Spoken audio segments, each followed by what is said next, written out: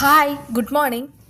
അങ്ങനെ നമ്മളെല്ലാവരും ടെൻഷനോടുകൂടി ഇരിക്കുന്നൊരു കാര്യമുണ്ട്. വിവേകിൻ്റെയും വർഷയുടെയും വിവാഹം നടക്കുമോ ഇല്ലയോ, അതൊരു ചോദ്യചിഹ്നമായിട്ട് മാറുകയാണ്. എന്നാലേ ഇന്ന് ഒരുപാട് ഞെട്ടിക്കുന്ന സംഭവങ്ങൾ നിങ്ങളോടായി പറയാനുണ്ട്. അതായത് ശ്രീ ഇപ്പോഴും തന്നെ ഒരുപാട് സ്നേഹിക്കുന്നു എന്നുള്ള കാര്യം അവൾ അറിയുന്ന സമയത്ത് അവൾക്കത് ഭയങ്കര ഒരു ഷോക്കാവുന്നുണ്ട് കേട്ടോ. അവരുടെ മുന്നിൽ പിടിച്ചു നിൽക്കാൻ കഴിയാത്തതുകൊണ്ട് ഒരു പൊട്ടിക്കരച്ചിലോടുകൂടെ എങ്ങോട്ടെങ്കിലും പോയാലോ എന്ന് ചിന്തിക്കുകയാണ്. രണ്ടാമതൊന്ന് വീണ്ടും വിചാരമില്ലാതെ ഇറങ്ങി ഓടുകയും ചെയ്യുന്നു. താഴേക്ക് വരുന്ന സമയത്ത് എല്ലാവരും അങ്ങോട്ട് ഓടി വരികയാണ്. ഇവളുടെ ഒരു ഭാവവും കരച്ചിലും കണ്ടിട്ട് അവർക്കെല്ലാം ഒത്തിരി പേടിയാവുന്നുണ്ട്. അതുകൊണ്ട് എൻ്റെ മോളെ എന്താ കാര്യം എന്നൊക്കെ വസുവാണ് ആദ്യം ചോദിക്കുന്നത്. പക്ഷെ അവളൊന്നും പറയുന്നില്ല. അങ്ങോട്ട് മാറുന്നൊക്കെ പറഞ്ഞിട്ട് എല്ലാവരും തള്ളി മാറ്റിയിട്ട് ഇറങ്ങി ഓടുക എന്ന് പറഞ്ഞാൽ ഒരു ഒന്നൊന്നര ഓട്ടം. ആ ഓട്ടം നേരെ ഫ്രണ്ടിലേക്ക് ആവുകയാണ്. പിന്നീട് ഇടനാഴി റോഡിൻ്റെ ആ ഒരു നാഴിയിലേക്ക് പോകുന്നുണ്ട്. ഓടി പോകുന്നു. ആ സമയത്ത് ഒരു കാറ് വരുന്നു. കാറ് നന്നായിട്ട് ശക്തമായിട്ട് ഇടിക്കുന്നു. അവളാണെങ്കിൽ താഴേക്ക് വീഴുന്ന ആ ഒരു ആക്കത്തിൽ റോഡിൽ ആ ഒരു തല അങ്ങോട്ട് ഇടിക്കുകയാണ്. പെട്ടെന്ന് ഇടിക്കുകയും ചെയ്തു. അതുപോലെ തന്നെ അതേ കണക്കിന് ബ്ലഡും പോയി. നന്നായിട്ട് എൻ്റെ ബ്ലഡ് ഇങ്ങനെ പോയിക്കൊണ്ടിരിക്കുകയാണ്.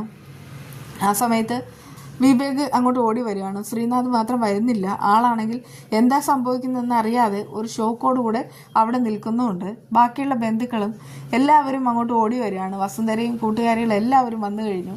അവിടെ ഭയങ്കരമായ ആൾക്കൂട്ടം. പക്ഷേ അവളാണെങ്കിൽ പെട്ടെന്ന് ഇങ്ങനെ കണ്ണ് തുറക്കുന്നുണ്ടെങ്കിലും ഇടയ്ക്കിടയ്ക്ക് ഒരു അബോധാവസ്ഥ പോലെയുള്ളൊരവസ്ഥയാണ്. അത്രമാത്രം ബ്ലഡ് പോവാണ്. ഇനിയിപ്പോൾ നോക്കി നിൽക്കണമെന്ന കാര്യം എന്താ, ഹോസ്പിറ്റലിലേക്ക് ഇപ്പോൾ തന്നെ ഇമ്മീഡിയറ്റ്ലി ആയി കൊണ്ടുപോകണമെന്നൊക്കെ വസുന്ധര അറിയിക്കുന്നുണ്ട്. അങ്ങനെ ആദ്യം ശിവയും പിന്നെ ഈ വിവേകും പിന്നെയാണെങ്കിൽ കാറുകാരനും ആ ഡ്രൈവറും കൂടെ ഒരുമിച്ചാണ് ഹോസ്പിറ്റലിലേക്ക് പോകുന്നത്. അവരെല്ലാവരും കൂടെ പോകുന്നത് നോക്കി ബാക്കിയുള്ള എല്ലാവരും കരയാണ്. അങ്ങനെ ഹോസ്പിറ്റലിൽ പോകുന്നു. ആ ഒരു സമയത്ത് ആക്സിഡൻറ്റിൻ്റെ കാര്യം പറയുന്നു. അടിയന്തരമായിട്ട് തന്നെ അവളെ നേരെ ICUയിലേക്ക് പ്രവേശിപ്പിക്കുന്നു. വളരെയധികം കരച്ചിലോടുകൂടെ ബാക്കിയുള്ളവർ പുറത്ത് നിൽക്കുന്നു. പെൺകുട്ടിയുടെ ഡീറ്റെയിൽസ് വന്നിട്ട് നേഴ്സ് ചോദിക്കുകയാണ്. വയസ്സും പേരും അതുപോലെ തന്നെ അഡ്രസ്സും കൂടെ വന്നത് ആരൊക്കെയാണ്, ആ ഒരു ഡീറ്റെയിൽസും കാര്യങ്ങളും എല്ലാം ഷെയർ ചെയ്ത് കഴിഞ്ഞു. അവരതെല്ലാം രേഖപ്പെടുത്തുകയാണ്. അങ്ങനെ ചടപടയെന്ന കാര്യങ്ങളെല്ലാം നടക്കുന്നുണ്ട്. കുറേ സമയത്തിന് ശേഷം വസുന്ധരയും ബാക്കിയുള്ള എല്ലാവരും കൂടെ അവിടേക്ക് എത്തുന്നുണ്ടെങ്കിലും ശ്രീനാഥ് മാത്രം എത്തുന്നില്ല. ശ്രീനാഥിനെ കാണിക്കുന്ന സമയത്ത് ശ്രീനാഥിന് മുഴുവനും ഇങ്ങനെ ചുറ്റും കറങ്ങുന്ന പോലെ ഒരു തോന്നലാണ്. സത്യത്തിൽ അയാളെ കുറ്റം പറഞ്ഞിട്ട് കാര്യമില്ല. മനസ്സിലുള്ള കാര്യം ആരോടും എപ്പോഴും തുറന്നു പറയാം. ഒരിഷ്ടം ആരോടെങ്കിലും തോന്നിയാൽ അതിപ്പോൾ എനിക്കാണെങ്കിൽ ഇഷ്ടമില്ല എന്ന് വെറുതെ കള്ളം പറയാൻ പറ്റുമോ? ഇതുവരെ ശ്രീ കള്ളം പറഞ്ഞു. എല്ലാറ്റിനും കാരണക്കാരി അഭിരാമിയാണെന്ന് ഞാൻ പറയും. അഭിരാമി കാരണമാണ് ഇത്രയേറെ പ്രശ്നങ്ങൾ അഴിയക്കുരുക്കായിട്ട് മാറിക്കഴിഞ്ഞത്.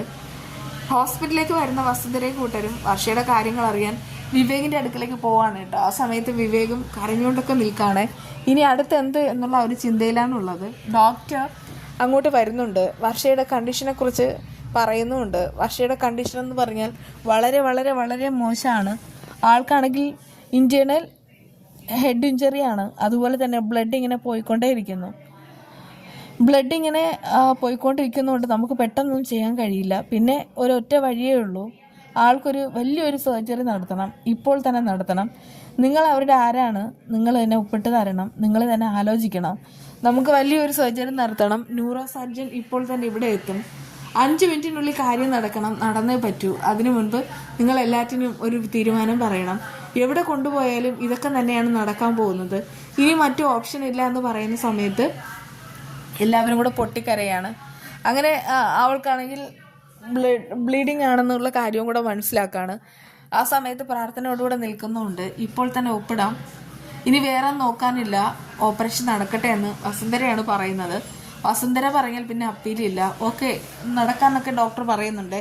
അങ്ങനെ ഓപ്പറേഷന് മുൻപ് തന്നെ ഒപ്പിടാൻ വേണ്ടിയിട്ട് അവരും കൂടെ റിസപ്ഷനിൽ പോകുന്ന സമയത്ത് വസുന്ധര ആരാന്നവരൊക്കെ ചോദിക്കുന്നുണ്ട്. ഞാൻ വർഷയുടെ അമ്മയാണെന്ന് ഞാൻ അവർ പറയാണ്. അങ്ങനെ അമ്മയാണെങ്കിൽ പിന്നെ മറ്റേ ആരും ഒപ്പിടാൻ. അങ്ങനെ വസുന്ധര തന്നെ ഒപ്പിടാൻ നേരത്ത് അങ്ങനെ അങ്ങ് ഒപ്പിട്ടാലോ അവിടെ നിൽക്കാന്നൊക്കെ പറഞ്ഞിട്ട് രാഘവൻ വലിയ സീനുണ്ടാക്കാനായിട്ട് വരികയാണ്. നിങ്ങൾ ഏത് വിധത്തിലാണ് അവരുടെ അമ്മയായത്? നിങ്ങളാണോ പ്രസവിച്ചത്? വർഷയ്ക്കാണെങ്കിൽ ഇങ്ങനെ ഒരു അമ്മയില്ല. വർഷയുടെ അമ്മ പാവം മരിച്ചു പോയതാ. അവളിപ്പോൾ സ്വർഗത്തിൽ നിന്ന് കരയുന്നുണ്ടാവും. നിങ്ങളാണ് ഇവളുടെ അമ്മയെന്ന് പറഞ്ഞാൽ അവൾക്ക് ഒത്തിരി സങ്കടമാവും. അതുകൊണ്ട് നിങ്ങൾ മാറി നിൽക്ക്. ഇവിടെ ഞാനാണ് അവളുടെ അച്ഛൻ. എനിക്ക് ഒപ്പിടാനുള്ള അവകാശവും അധികാരമുണ്ട്. കുഞ്ഞുനാളിലെ അവളെ വളർത്തി വലുതാക്കി ഈ ഒരു സമയത്ത് കൊണ്ടുവന്നത് ഞാനാ, അതുകൊണ്ട് ഞാൻ ഒപ്പിടും, ഞാൻ മാത്രം, നിങ്ങളാരും ഒന്നും ചെയ്യേണ്ടെന്നൊക്കെ പറഞ്ഞിട്ട് അയാൾ അവിടെ കിടന്ന് ഷോ ഓഫ് കാണിക്കുകയാണ് കേട്ടോ. ആ സമയത്ത് വസുന്ധരയ്ക്ക് ഒന്നും ചെയ്യാനായിട്ട് കഴിയുന്നില്ല. അവരിങ്ങനെ മാറി നിൽക്കുകയാണ്. എന്നിട്ട് നിങ്ങളുടെ പ്രശ്നം എന്താണെന്ന് ചോദിക്കുന്നു. പ്രശ്നം ഇത് തന്നെയാ സ്ത്രീയെ, നിങ്ങൾ ഒപ്പിടണ്ട, ഞാൻ ഒപ്പിടും, അങ്ങനെ എന്തേലും താൻ ചെയ്യ്, വേഗം വേണമെന്നൊക്കെ അവരെല്ലാവരും കൂടെ പറയാണ്. ഒടുവിൽ രാഘവൻ തന്നെ ഒപ്പിട്ട് കൊടുക്കുകയാണ്. എന്നിട്ട് അയാൾ വിജയിയെ പോലെ അവിടെ നിൽക്കുന്നു. അങ്ങനെ ആ ഒരു ഓപ്പറേഷൻ നടക്കാനുള്ള ഒപ്പും കാര്യങ്ങളും എല്ലാം ഇട്ട് കൊടുക്കുന്നുമുണ്ട്. ആ സമയത്ത് ഡോക്ടറോട് കാര്യങ്ങളെല്ലാം പറഞ്ഞിട്ട് അവർ പുറത്തേക്ക് വരികയാണ് കേട്ടോ. അപ്പോഴാണ് അങ്ങോട്ട് ധനം വരുന്നത്. ധനത്തിന് സംശയമാവുന്നു. ധനാണെങ്കിൽ അവിടെ ഉണ്ടായിരിക്കുന്ന കൂട്ടുകാരികളോട് ചോദിക്കുന്നുണ്ട്, എന്താ കാര്യം, എന്താ പ്രശ്നം, വർഷയ്ക്ക് എന്താ സംഭവിച്ചത്, ഞങ്ങൾക്കൊന്നും മനസ്സിലാവുന്നില്ലല്ലോ. അവർ പറയുന്നുണ്ട്, ഞങ്ങൾക്കൊന്നും മനസ്സിലാവുന്നില്ല അങ്കിൾ, എന്താണെന്ന് അറിയില്ല, എന്തോ ഒരു കാര്യം നടന്നിട്ടുണ്ട്. അതായത് ശ്രീനാഥിൻ്റെ മുറിയിലേക്ക് അവൾ പോയി, രക്ഷാധികാരി എന്ന നിലയ്ക്ക് അനുഗ്രഹം മേടിക്കാൻ പോകുന്നു എന്നൊക്കെ പറഞ്ഞിട്ടാണ് പോയത്. പക്ഷെ തിരിച്ചു വന്നപ്പോൾ ഭയങ്കര കരച്ചിൽ, എന്നിട്ട് ഇറങ്ങി ഓടുന്നതും കണ്ടു. എന്തിനാ ഓടിയെന്നും ഒന്നും അറിയില്ല. ആ സമയത്താണ് ഈ കാറ് വന്ന് ആളെ ഇടിക്കുന്നത്. അത് കേട്ടിട്ട് അവർക്കൊക്കെ ഭയങ്കരമായിട്ട് ഷോക്കാവാണ്. പക്ഷെ എന്തിനാണ് ഏതിനാണെന്നും അറിയില്ല. അപ്പോഴേക്കും വസുന്ധര അങ്ങോട്ട് വരികയാണ്. വസുന്ധര പറയുന്നുണ്ട് വലിയൊരു ഓപ്പറേഷനാണ് നടക്കുന്നത്. അങ്ങനെ അവളുടെ കണ്ടീഷൻ പറയുമ്പോൾ എല്ലാവരും നിന്ന് കരയാണ്. എന്തായാലും ഓപ്പറേഷൻ നടന്നേ പറ്റൂ. പക്ഷെ രാഘവൻ വന്ന് വലിയ പ്രശ്നങ്ങളുണ്ടാക്കി. അയാൾ വലിയ പ്രശ്നം ഉണ്ടാക്കിയെങ്കിൽ അയാൾ ഒപ്പിട്ട് കൊടുത്തു. ഇനി എന്താണെന്ന് അറിയില്ല, നമുക്ക് വെയിറ്റ് ചെയ്യണം. പക്ഷെ ധനം വേഗം തന്നെ ഓഡിറ്റോറിയത്തിൽ പോകണം. നമ്മളെ വിശ്വസിച്ച് വിവാഹം നടക്കുമെന്നൊക്കെ കരുതിയിരിക്കുന്ന ഒരുപാട് പേരുണ്ട്. ഈവൻ മാനേജേഴ്സ് ഉണ്ട്. ഓരോരുത്തർക്കും ഓരോ ജോലി കൊടുത്തിട്ടുണ്ട്. എല്ലാവരോടും കാര്യം പറയണം. അപ്പോഴേക്കും ധനം ചോദിക്കുകയാണ്, വിവാഹം നടക്കില്ലല്ലേ, എന്തൊക്കെയാണ് പറയണേ, വിവാഹം നടക്കുമെന്നോ? ആദ്യം വർഷയുടെ ജീവൻ രക്ഷിക്കണം, അത് കഴിഞ്ഞിട്ട് വിവാഹത്തെ പറ്റി ആലോചിക്കുന്നത്. ഇപ്പോൾ വേറെ ഒന്നും ചിന്തിക്കേണ്ട.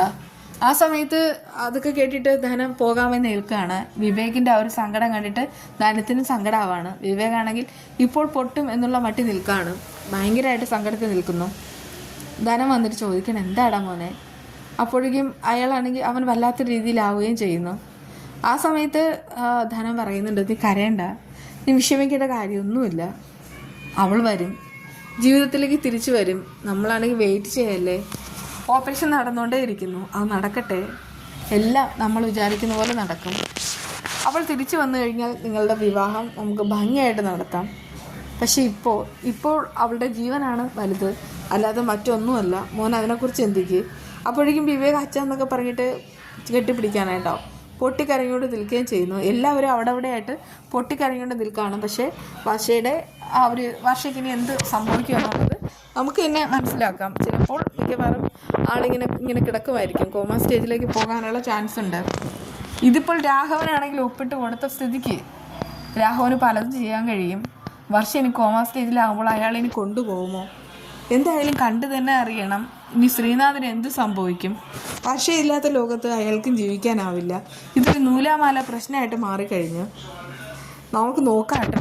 എന്തായാലും വിശേഷവുമായി വീണ്ടും വരുന്നവർ